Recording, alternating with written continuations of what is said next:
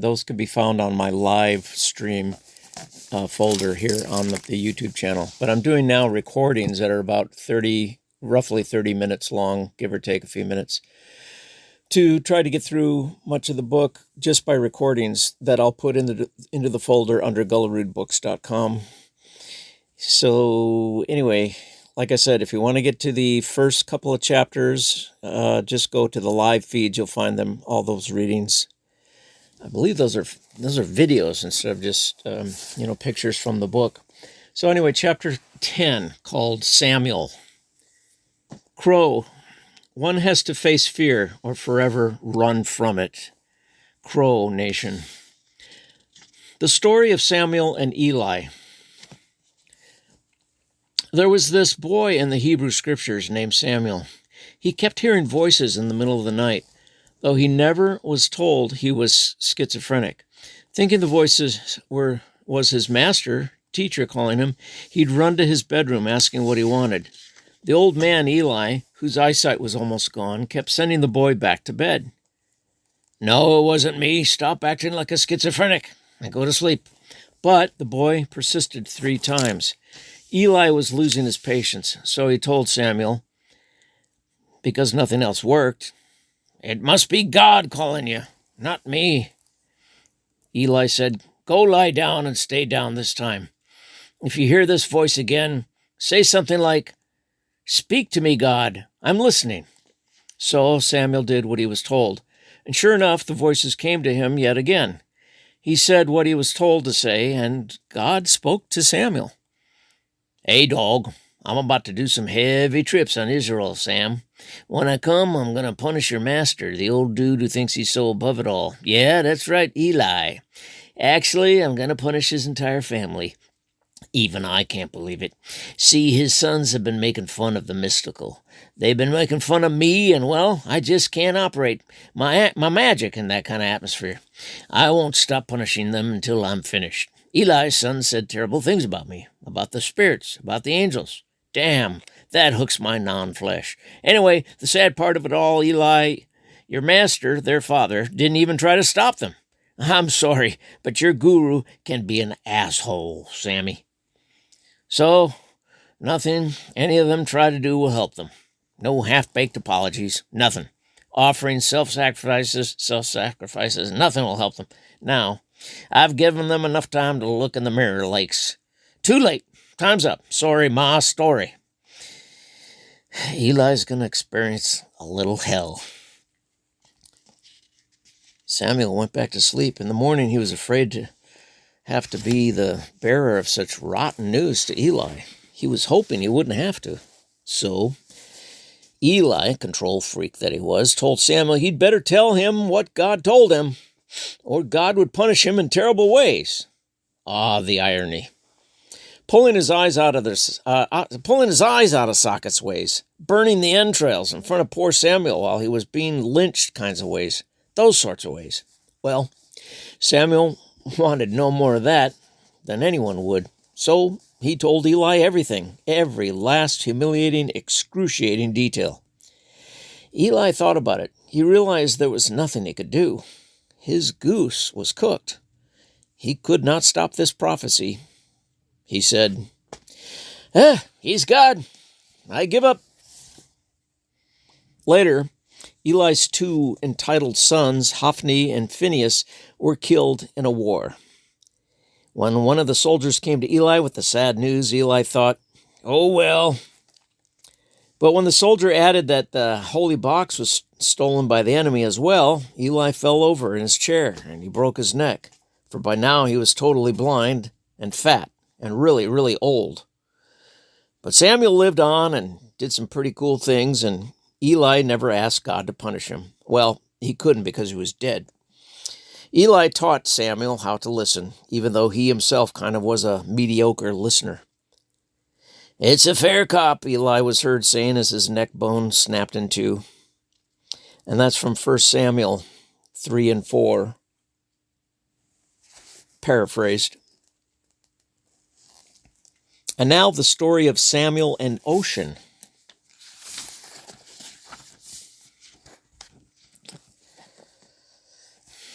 It was Independence Day.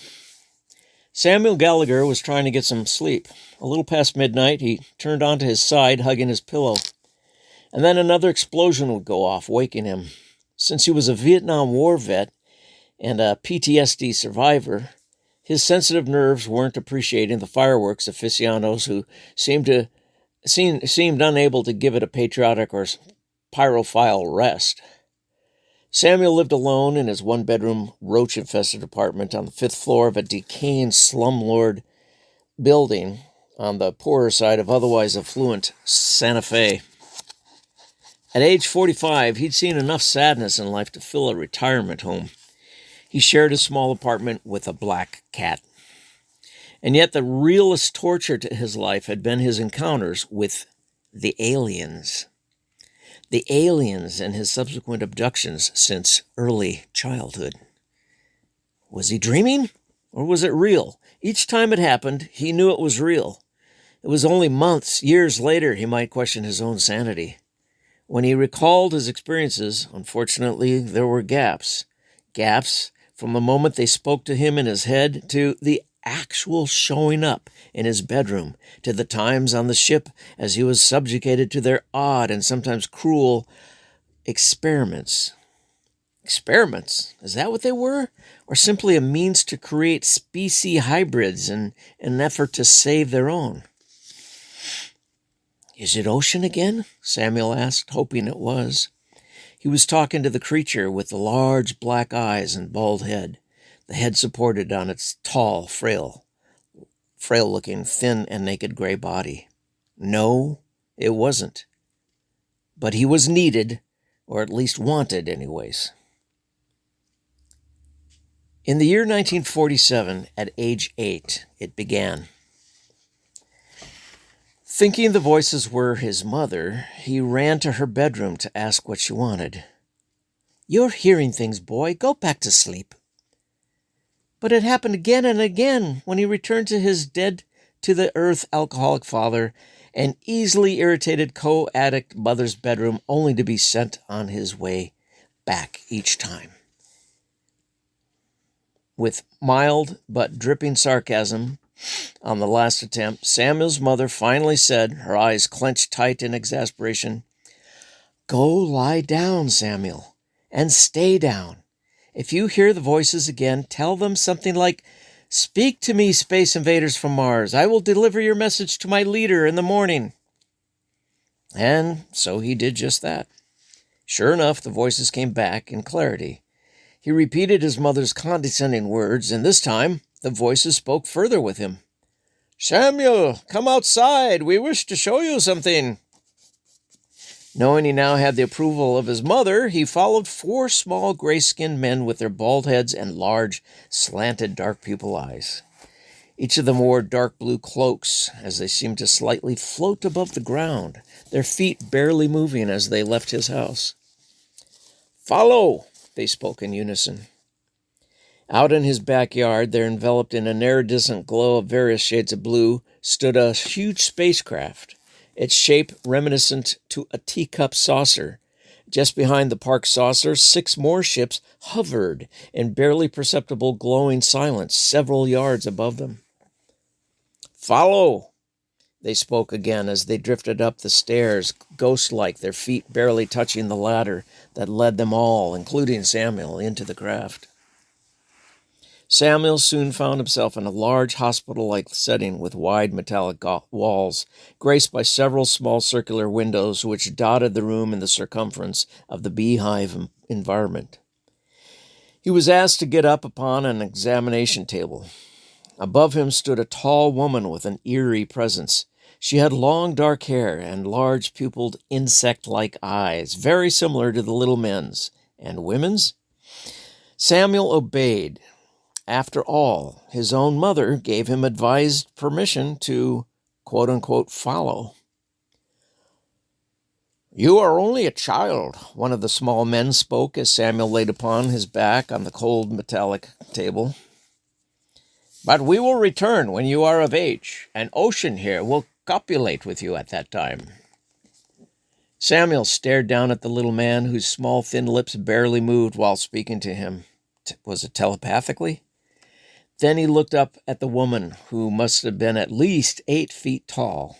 Something stirred inside him, but he was too young to know what it was. He was afraid. But the smiling woman slowly placed her long, light gray fingers over the child's eyes, and he then blacked out. The next morning he knew he was waking up.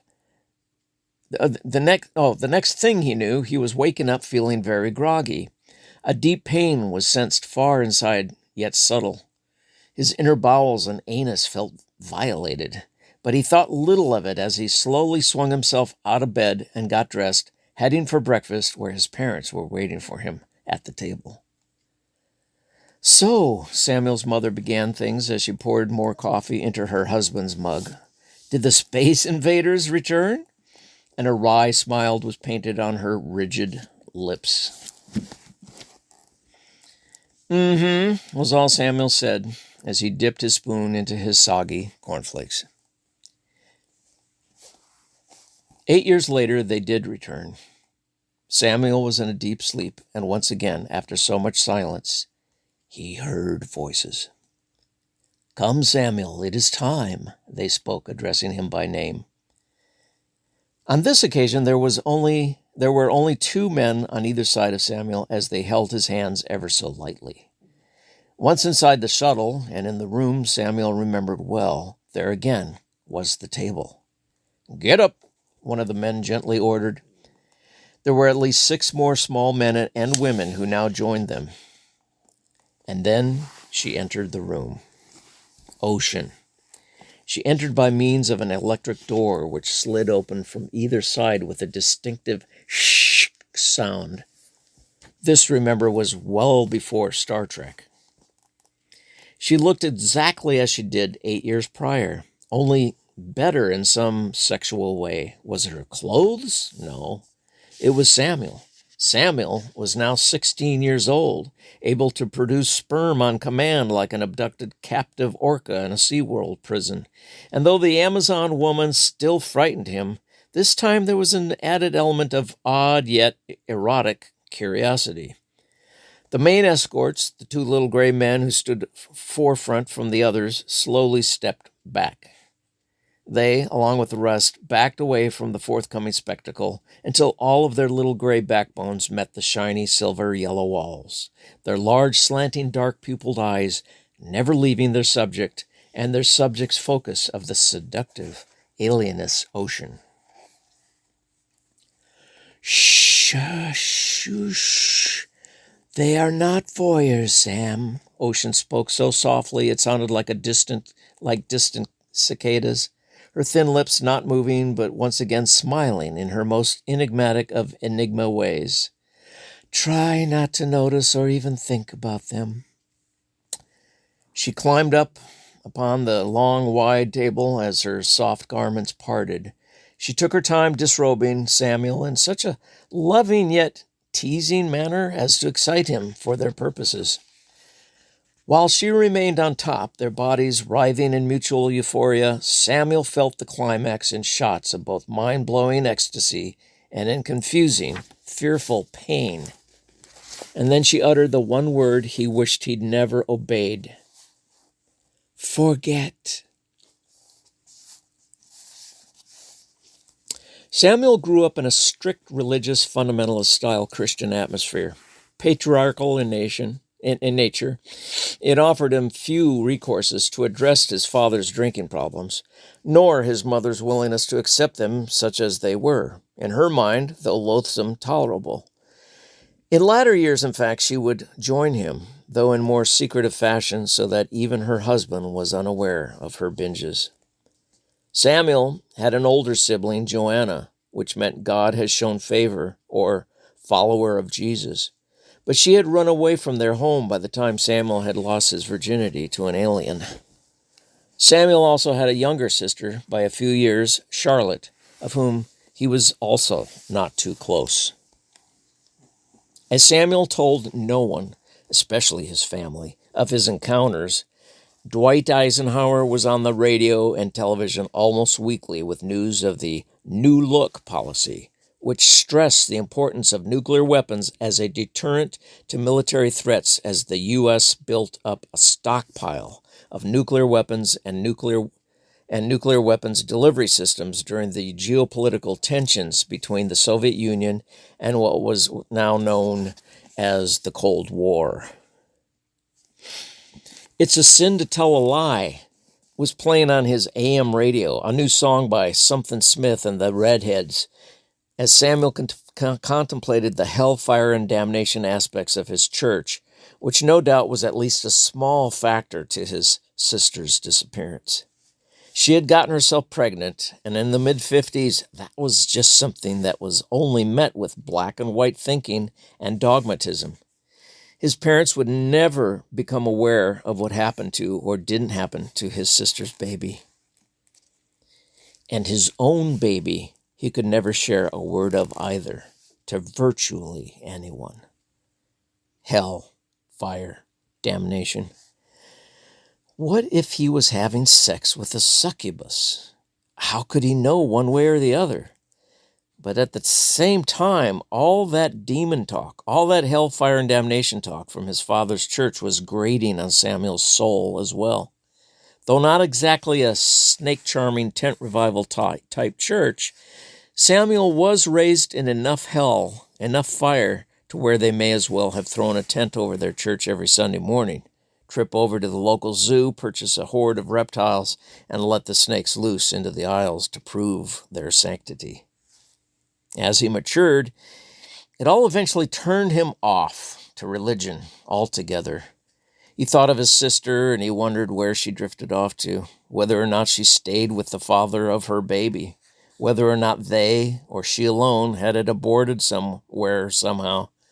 How ironic, he thought, if he alone were to continue their father's lineage by means of an extraterrestrial uterus. His father's surname, Gallagher, was Irish. Its roots, its meaning was foreign helper. Probably in some distant era, their Ireland ancestors indeed welcomed the stranger, as his biblical roots were inclined to, scripturally at least, encourage. Welcoming the stranger was probably not ever part of the admonition. One day, back when Samuel was 12 years old, he was sitting in the rear of their church with his mother and head-nodding, narcoleptic on early Sunday mornings at least, father. Right smack dab in the middle of some liturgical ritual, a young couple walked into the entryway from the gravel parking lot. They entered the sanctuary. The ushers were ushering people to the front altar, communicants, those ready to receive the wine and the bread, or the Lord's Supper as it was known. Samuel noticed the young couple immediately as they got up from their seats when one of the ushers put his meaty hand up in their faces. "Oh no, I'm so sorry." Samuel could hear the usher whisper as he motioned them back into their pew. The couple were obviously asking questions, so the usher led them to the far back of the church. Samuel craned his neck as he turned to stare at the hushed spectacle. He watched the confused expressions on the young man and woman turn to anger as they abruptly stormed out of the church, out of the entryway, and back to their car. Samuel knew about his parents' church policy concerning the Lord's Supper. If you were not an actual member of the church, you could not participate in communion. This policy was known as close, or more commonly as closed, communion. The rationale was fear of causing non-believers to stumble, or worse yet, quote, eat and drink to their own damnation, unquote. Who wanted to be a party to that equation? When Samuel later that day during lunch asked his parents why their church couldn't simply place a short questionnaire next to the hymnals on the back of their pews, something simple but to the crux of the matter, asking the stranger, the guest, if they were aware of the basics of what the Holy Supper entailed, he was met with a weak but supercilious explanation from his father. "And for crying out loud, Sam," he added with his mouth full of mashed potatoes, "they need to be members first. Everybody knows that."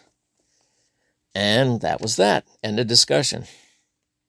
Where, thought Samuel, in the Bible is this part of signing some membership roster? Where?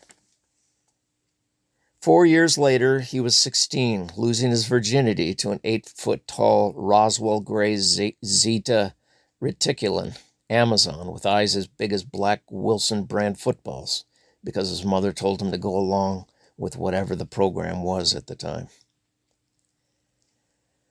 I probably am a bona fide, certifiable, 100% Kellogg's cornflake-approved nut job, he figured. Samuel was visited by his new family from the stars a couple more times before they seemed to stop seeing him altogether, for no apparent reason he was made aware of.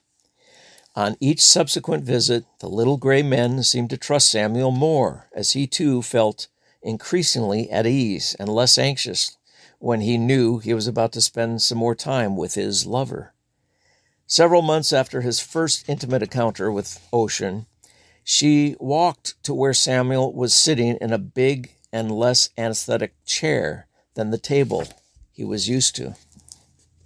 It was more comfortable, and he felt like it was made of hard yet pliable, cool blue rubber. She was holding something or someone in her long, slender arms. "Here," she spoke telepathically.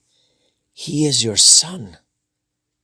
She placed the small baby wrapped in light blue cloth, which felt like cashmere, into Samuel's arms.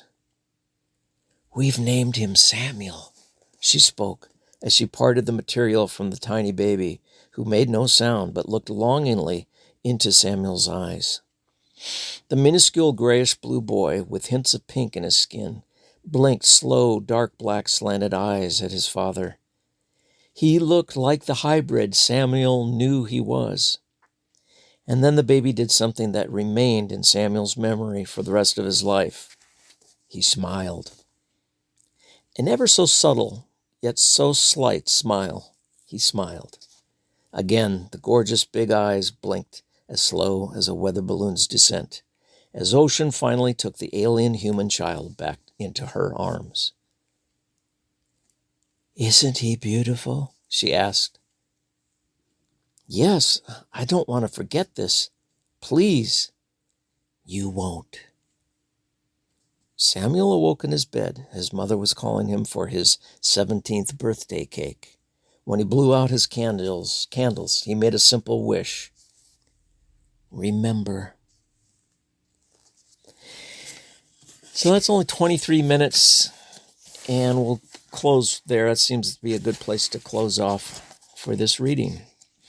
You can buy the book just by going to gullerudbooks.com or go to Amazon. Under the book section, type in my name and Obligated Whisper. You can get it in hardcover or paperback. It's kind of expensive because it's a big book. It's over 700 pages long. Okay, thanks.